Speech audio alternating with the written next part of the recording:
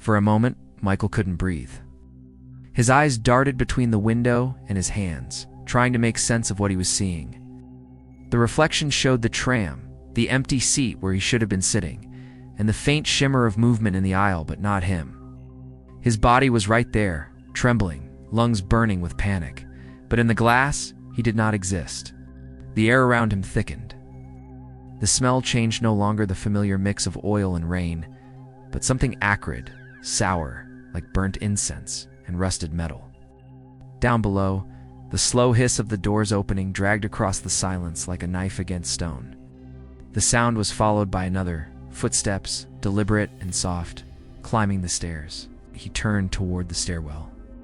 The darkness below wasn't emptiness. It moved. It was the shape of something crawling upward. "Driver," he shouted again, but his voice came out strangled. "Stop the tram." No one answered. The thing in the stairwell rose another step, and the light caught its edge first, a hand, pale and wrinkled, gripping the rail. Then a hat. A familiar hat. The old woman. Her face emerged from the shadow, but this time there was no life in it. Her eyes were gray and clouded, her skin cracked like parchment left too long in the sun. She clutched the paper bag tightly against her chest as she climbed, one step at a time, never blinking, never looking away from him. Michael stumbled backward, pressing against the window. "Stay away from me," he gasped. But she didn't stop. Her mouth opened slightly as she reached the last step.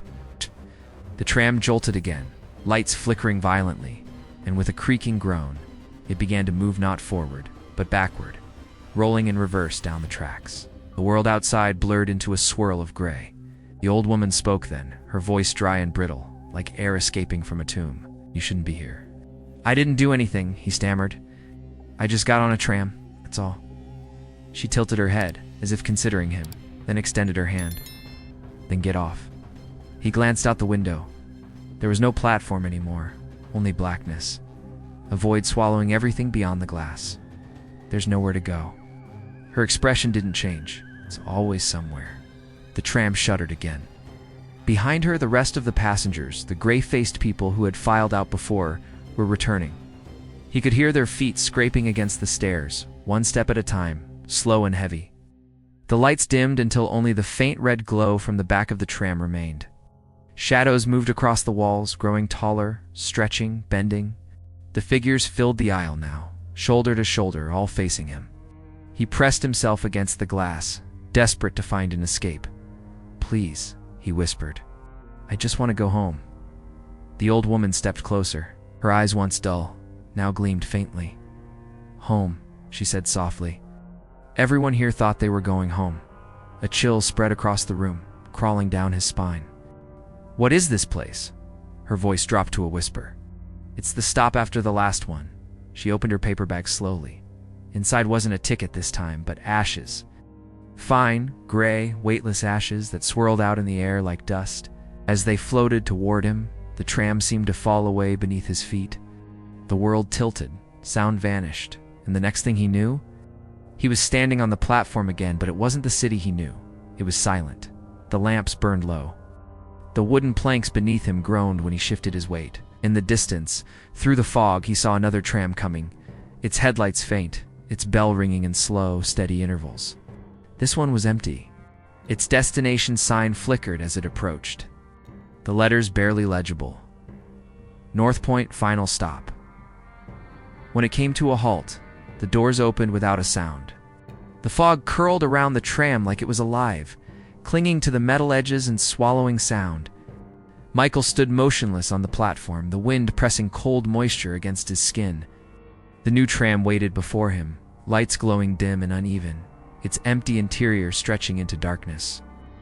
The words "final stop" flickered above the windshield, sputtering in and out like a dying heartbeat. He looked behind him, expecting to see the old woman or the gray-faced passengers. The platform was empty. No movement, no voices, just him, the mist, and the sound of waves crashing somewhere far below. He felt dizzy, as if the ground beneath the wooden planks might give way. "Don't," he whispered to himself. "Don't get on."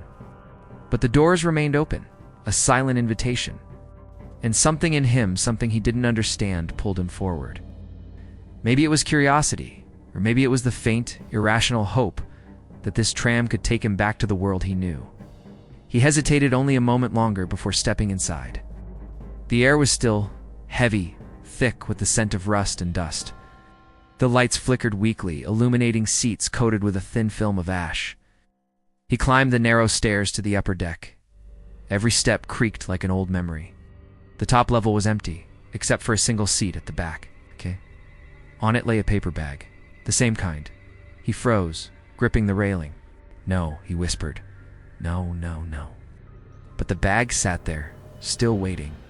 A faint hum rose beneath his feet as the tram began to move on its own, rolling forward without a driver, without a sound from below. Michael stumbled toward the front window, staring out into the fog. The city was gone again. Only fragments remain, broken street signs, flashes of light, silhouettes of buildings half swallowed by shadow. The tram passed through them like a ghost through walls. The hum deepened into a low vibration that made his teeth ache. He felt it inside his chest, in his bones, a frequency that didn't belong in the world of the living. Then, from behind him, came a soft voice. "You came back." He turned slowly. The old woman stood at the top of the stairs. Her face was clearer now, less decayed, almost human again, but her eyes were still empty. "What do you want from me?" Michael's voice cracked. "Why me?" The woman's lips trembled into something like a smile. "You don't choose, the tram does." "What are you talking about?" he shouted, gripping the railing. "What tram?" Her gaze shifted toward the window. "The one that never stops. The one that keeps taking what's left behind." The lights above flickered violently, casting the tram in alternating flashes of shadow and gold. Every time the light came back, more people appeared in the seats' gray shapes. Translucent at first, then solidifying, their heads bowed as if in prayer. The air filled with a sound Michael hadn't heard before. Hundreds of faint breaths, all in unison, like the tram itself was inhaling. He stumbled backward, hitting the wall. "Stop this! Let me out!" The woman tilted her head, her expression unreadable. "You can't leave now. You're already between." "Between what?" "Between where you were," she said softly, "and where you belong." The tram screeched. The sound was so sharp it felt like it split the air open. The windows went black, the floor vibrated violently, and then with a sudden jolt, the world outside returned. The tram rolled into a station, a real one. Michael recognized the sign immediately, North Point Station. Relief crashed over him so quickly that he almost laughed. He ran down the stairs 2 at a time, ready to burst through the doors. But when he reached the lower deck, he froze. The driver was there now, sitting perfectly still. His uniform was clean, his cap tilted neatly forward, but his skin was gray and tight, his eyes hollow sockets. The driver turned his head slowly, as if the motion required great effort. His mouth opened slightly, and in a low voice that sounded like the grinding of metal, he said, "You missed your stop." The tram doors hissed open. Outside North Point Station looked nothing like the one Michael knew. The streets were silent, the buildings twisted, the lamps burning with pale blue fire. Shadows moved behind the windows of every structure, but none of them were shaped like people. And from the darkness down the road, another tram bell began to ring once, twice again. The bell kept ringing, a slow, hollow clang that seemed to vibrate in the air rather than move through it. Michael stood at the open doors, staring at the city that didn't look like his own. The streets were familiar in layout, but wrong in every other way. The buildings leaned too close together, their windows black and empty. The electric signs that once glowed in warm neon now flickered with a sickly blue light. Every sound was muffled, as though he were underwater. Behind him, the tram engine hummed faintly, a pulse that matched the rhythm of his heart. He could still feel the driver's eyes, or the hollow spaces where his eyes had been watching him. His hands shook as he stepped down onto the platform. The air outside was thick and cold. He could see his breath cloud in front of him, though the air didn't move. Not even the faintest breeze stirred the fog that pooled in the streets. He took a step forward, then another, his shoes scraping softly against the damp planks. "Hello?" His voice came out small, swallowed immediately by the silence. "Is anyone here?" No answer. Only the echo of his own words returning to him, distorted, like someone repeating them a few seconds too late. He turned sharply toward the sound. The reflection of his movement glimmered faintly in a shop window across the street. But there was something wrong with it. The reflection didn't move with him. It stayed still. Then slowly it lifted its head. Michael stumbled backwards, slamming into the side of the tram. His reflection in the glass window was looking right at him now, even though he wasn't facing that way. Its lips parted, mouthing words he couldn't hear. Then it smiled a long, empty smile that stretched too far, as though the skin on its face didn't understand limits. He looked away and ran. The street seemed endless, repeating itself every few blocks. Same storefronts, same street lamps, same signs hanging loosely from rusted bolts. He passed a bakery that smelled faintly of smoke, a post office with shattered glass, and then the same bakery again. Each time he passed, the lights grew dimmer, and the shadows behind the windows grew sharper. After what felt like minutes or hours, time didn't exist here. He stopped. His breath came in short gasps. "Eglima, it's a loop," he whispered. The echo line." A voice interrupted softly behind him. He spun around. The old woman stood at the edge of the fog, her hat perfectly still despite the absence of wind. She looked calmer now, almost gentle. Her face was less pale, her posture straighter, as if the longer she stayed here, the more solid she became. "What do you mean? Now where am I? What is this?" She stepped closer, her footsteps making no sound. "Every line has an end," she said, "but some lines run too long, too far. When a tram crosses that boundary, it leaves the living behind." He shook his head. "That's impossible. I was just going home." Her eyes softened. So were they. Michael followed her gaze to the fog behind her. Shapes began to emerge, silhouettes of people standing on the tracks.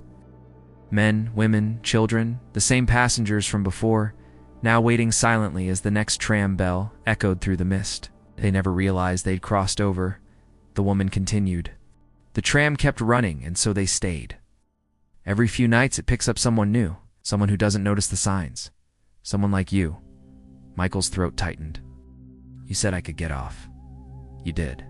Her voice was almost kind. "But the moment you stepped onto this platform, you chose to stay." "No," he whispered. "There has to be a way back. There has to." "There isn't," she said. The echo line only moves forward. The distant tram bell rang again, closer this time. Through the fog, the faint glow of headlights appeared, cutting to thin lines of light down the track. The old woman turned toward it, her paper bag crumpling softly in her hands. "It's almost time," she said. "I'll take you where you belong now." Michael backed away, shaking his head. "I'm not getting on. Do you hear me? I'm not." The bell rang again, louder. The light swept over them both, bathing the platform in harsh white, and for just a moment, Michael saw the truth. Not fog, not shadow, but faces. Hundreds of them. Layered on top of one another, stretching into the distance, all whispering the same word. His name. Michael. The tram screeched to a stop. The doors opened. And waiting inside, behind the controls, was another version of himself. Eyes hollow, lips trembling, whispering through the glass. "Get on." The sound of his own name echoed inside the hollow space of his chest. "Get on." The words vibrated through the air like the hum of electricity, filling the silence, leaving no room for thought.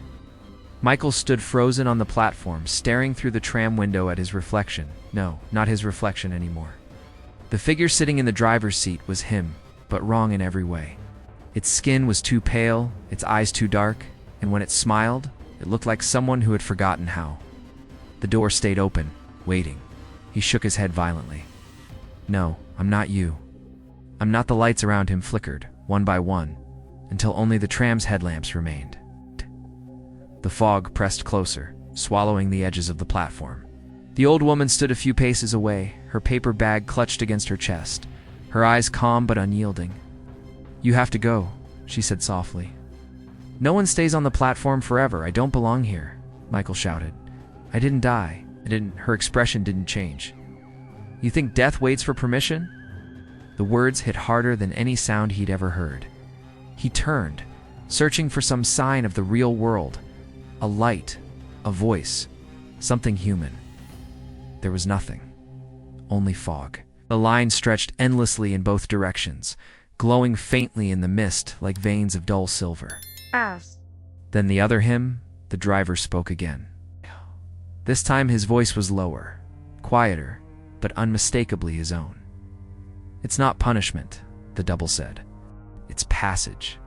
Michael's body trembled. "Don't understand." "You will?" the driver whispered. "Everyone does." The bell rang. Once, twice.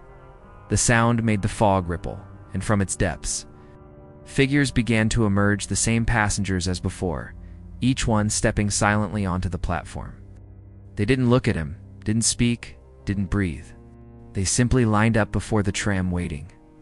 Their faces were faintly luminous now, outlines fading in and out of visibility. The old woman joined them, her movements graceful and deliberate, her paper bag swaying lightly at her side. Michael backed away until he felt the cold metal of the station railing behind him. "I'm not getting on," he said. "I can't." The old woman paused beside the tram door. For the first time, she looked almost sad. "It isn't a choice," she said. "The moment you boarded, your journey began." The other passengers stepped onto the tram one by one, vanishing into the darkness inside. When the last one disappeared, the driver raised his eyes to meet Michael's. "You've been running since you left," he said. "It's time to stop." The tram's bell rang again, softer this time, almost tender. The air grew still, and Michael felt the weight in his chest shift. His pulse slowed. The cold that had clung to him since the moment he saw the paper bag began to lift. He felt lightheaded, as though gravity had forgotten him. He looked down, his hands were fading. The edges of his fingers turned translucent, his reflection growing weaker with every breath. He thought of his apartment, the quiet hum of his refrigerator, the clock ticking above his desk. He wondered how long it would take before someone noticed he was gone. The driver, his reflection, spoke one last time. "You're already home." The words sank deep into him, pulling at something inside his chest that wasn't fear anymore. It was surrender. Oh, he stepped forward. The tram doors closed. Outside, the platform emptied. The lights dimmed until nothing was left but the faint red glow of the signal light. The tram moved soundlessly, gliding back into the fog, its wheels whispering against the rails as if speaking a language only the dead could understand. When the first morning tram arrived hours later, the conductor found the station empty. The tracks were wet with dew. The only thing left behind was a small, folded paper bag sitting neatly on the bench, and inside it, a tram ticket dated October 12, 1983. Epilogue: the living line to this day. Tram workers still whisper about the Echo line, the one that runs after midnight and never appears on any schedule. Some claim they've seen it passing silently through Central when no other trams are in service, its windows faintly glowing, its bell ringing just once before vanishing into the mist near North Point. No one knows who rides it. No one dares to find out. But every few years, someone disappears along that route, a commuter who boards the last tram and is never seen again. Their cards remain unscanned, their seats unclaimed. And sometimes, when the fog rolls in thick over the harbor, the night watchmen swear they can hear a faint voice, carried by the wind, not crying for help, but repeating the same soft phrase, over and over, in perfect rhythm with the rails. "Don't take the last one." If you've ever taken a tram alone at night, you know that feeling. The stillness, the silence, that strange heaviness in the air that makes you hold your breath without knowing why. Tell me, what do you think this story means? Do you believe some places can let go of the dead, or that the dead can let go of them? Share your thoughts below. And remember, sometimes the last ride isn't taking you home. There are parts of Hong Kong that feel alive only after the rest of the city has gone to sleep. The streets empty, the noise fades, and what remains is a quiet that doesn't feel peaceful, just waiting. The old trams keep moving through that stillness, their wheels humming along steel rails laid a century ago. The sound is steady, like breathing or a heartbeat that refuses to stop, even when everything else has. Michael Lau had ridden those trams for years. A man in his 40s, quiet and deliberate. He preferred the rhythm of something that didn't rush him. Every night after work, when most of his colleagues were already home or in bars, he would take the late tram from Central back toward Quarry Bay. He said it gave him time to think, though in truth, it gave him time to forget. His life had become a pattern. He worked in a property firm, ate at the same noodle shop every evening, read the news on his phone without ever finishing an article, and returned to a silent apartment. His wife had left 3 years ago. His friends had drifted away one by one. But the tram, steady, predictable, had stayed. That night, the sky had been bruised purple after a long rain. Neon lights shimmered against puddles, turning the streets into mirrors. The air smelled of wet asphalt and steamed buns from a stall nearby. Michael stood at the stop, his briefcase heavy with papers he wouldn't read, his eyes tired but awake. The tram arrived just past midnight. It looked older than the others, its paint a faded green, its brass handrails dulled by years of touch. The windows fogged slightly from the rain. Without thinking, Michael stepped aboard, greeting the driver with a small nod. He climbed the narrow stairs to the upper deck. Only 3 other passengers sat scattered across the aisle, a young couple whispering near the front, an elderly woman clutching a small paper bag, and a man in a suit half asleep by the window.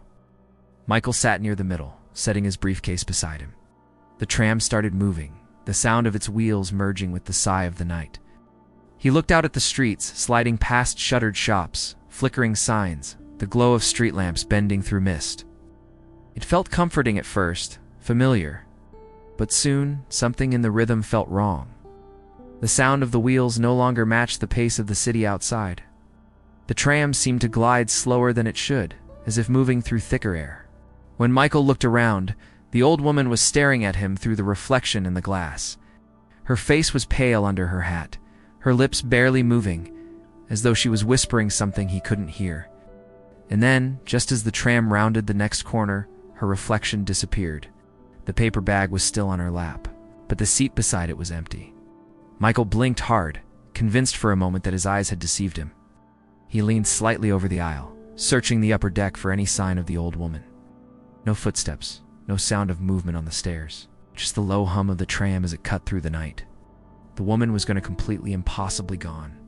The paper bag remained on the seat, neatly folded at the top. It didn't look disturbed, not even a wrinkle in the paper. For a long moment, Michael stared at it, half expecting the woman to return from the stairwell, embarrassed that she'd left something behind. But no one came. The tram rattled forward, passing through Wanchai. The streets were nearly empty, now only a few delivery trucks and the dim silhouettes of stray cats slipping between alleys. The electric cables above sparked faintly against the damp air, and the smell of ozone mixed with the faint scent of incense drifting from a roadside shrine. Michael's eyes returned to the paper bag. It wasn't large, maybe the size of a lunch sack, but it was old, its edges soft and darkened by time. Something about it made him uneasy. He thought about moving seats but couldn't bring himself to. There was an odd pull, a curiosity that overrode common sense. Finally, as the tram slowed at the next intersection, he leaned forward and reached for it. The bag was cold to the touch, colder than it should have been. Inside, his fingers brushed against something stiff and like cardboard. He pulled it out slowly. It was a ticket yellowed with age, stamped in faded red ink. The date printed on it made his chest tighten. October 12, 1983. He frowned, flipping it over. The back was blank except for a smudge of dark brown. Maybe ink or maybe something else. He placed the ticket back in the bag and set it down carefully, like it might break. The tram jolted, throwing him slightly against the seat. When he looked out the window, the world outside seemed darker than before. The streetlights flickered as if struggling to stay alive. He took a deep breath, trying to shake off the feeling. He told himself the woman must have gotten off without him noticing, that the bag was nothing, just a piece of forgotten junk. But when he looked again, the paper bag had moved. It was no longer upright, it now lay on its side, the top open. And from inside came a faint whisper, low and broken, like the sound of someone breathing through the paper. Michael froze. The tram's motor hummed steadily below, but the whisper grew louder, shaping itself into something close to words. "Don't stay," shot up from his seat, his pulse hammering in his throat. The conductor's bell rang from below. The tram shuddered, and the lights flickered again off, then on. When they came back, the bag was upright once more, perfectly still. Michael rubbed his temples, trying to steady his breath. "You're tired," he muttered to himself. "You're just tired." But as the tram passed under a broken streetlight, the reflection in the window shifted. The seat across from him was empty yet in the glass. He could see the old woman again, sitting exactly where she'd been before, clutching the paper bag to her chest. Her lips moved soundlessly, and this time her reflection looked directly at him. Michael's hands trembled slightly as he gripped the seat in front of him. His reflection stared back in the glass, but behind it just faintly, the outline of the old woman remained. The brim of her hat obscured her face, yet her eyes seemed to pierce through it, fixed on him with unwavering intensity. He forced himself to blink, to look away, to remind himself that reflections play tricks. The brain sees what it expects in the blur of light and glass. That was all. A shadow. A leftover image.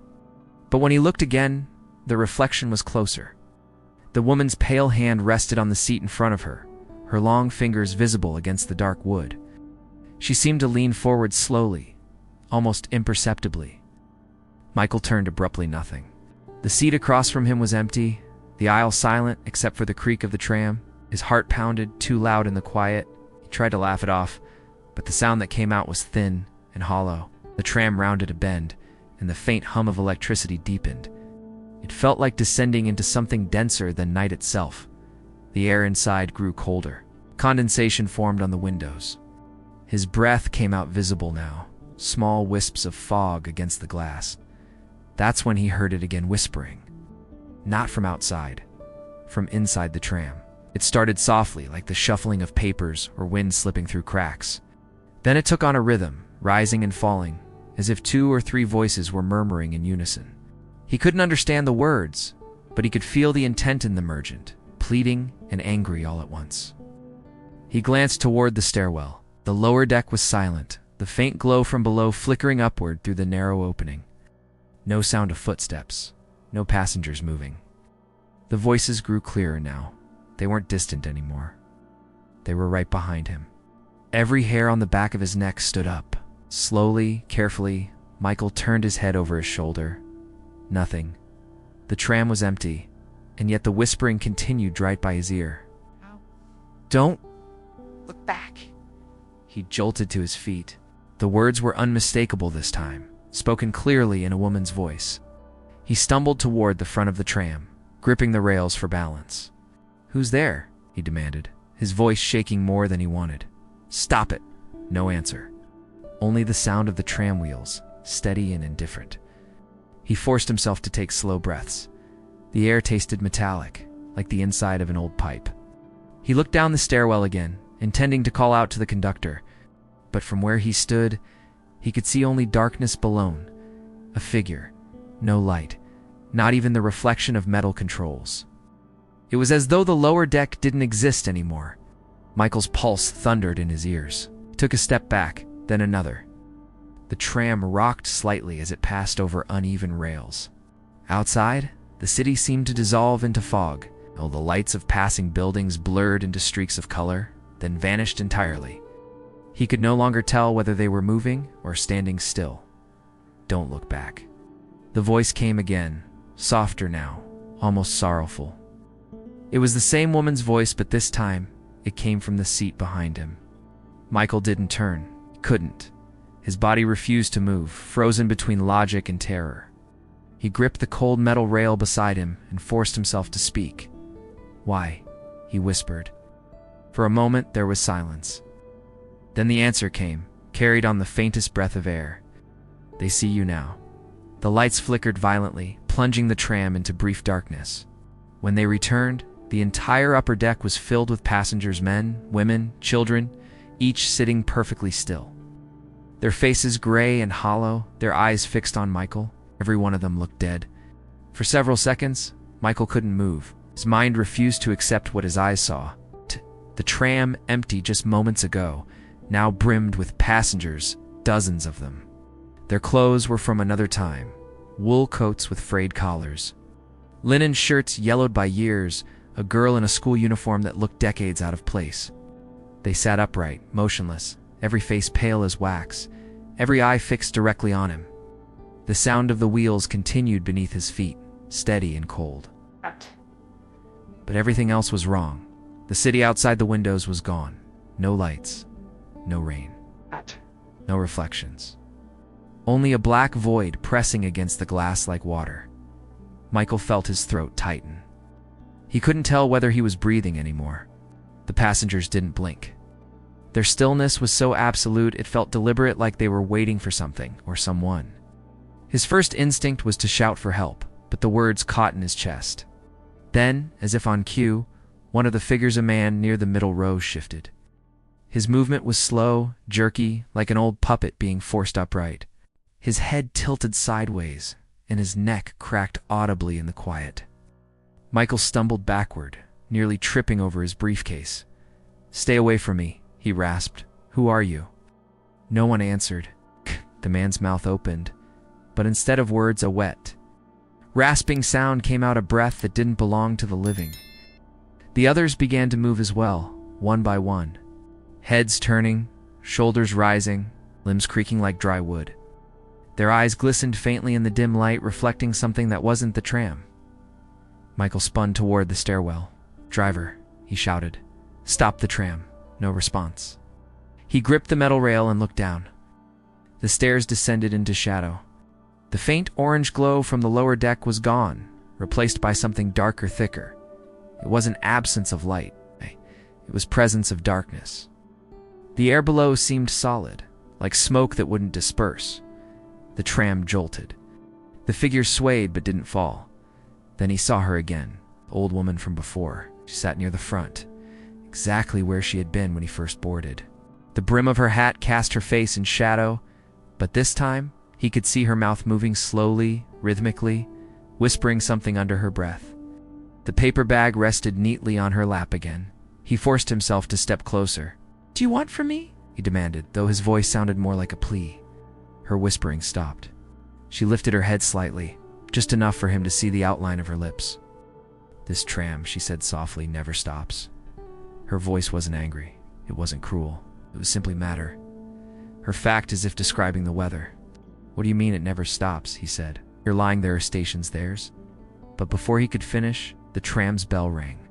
A sharp, metallic clang that echoed far too loudly in the enclosed space. Once, twice, then again. The sound reverberated through the car, vibrating in his chest. The passengers all turned their heads toward the sound in perfect unison. Their expressions didn't change, but the air thickened with pressure, like the world itself was leaning closer. The tram slowed, groaning against the tracks. Outside, faint shapes began to appear through the glass dim lights. Outlines of buildings, a narrow platform. A relief surged through him. Finally, a stop. But as the tram came to rest, Michael noticed something that made his stomach drop. The platform wasn't made of concrete. It looked old. Rotten wood and rusted metal rails. The lights flickered from oil lamps, not electricity.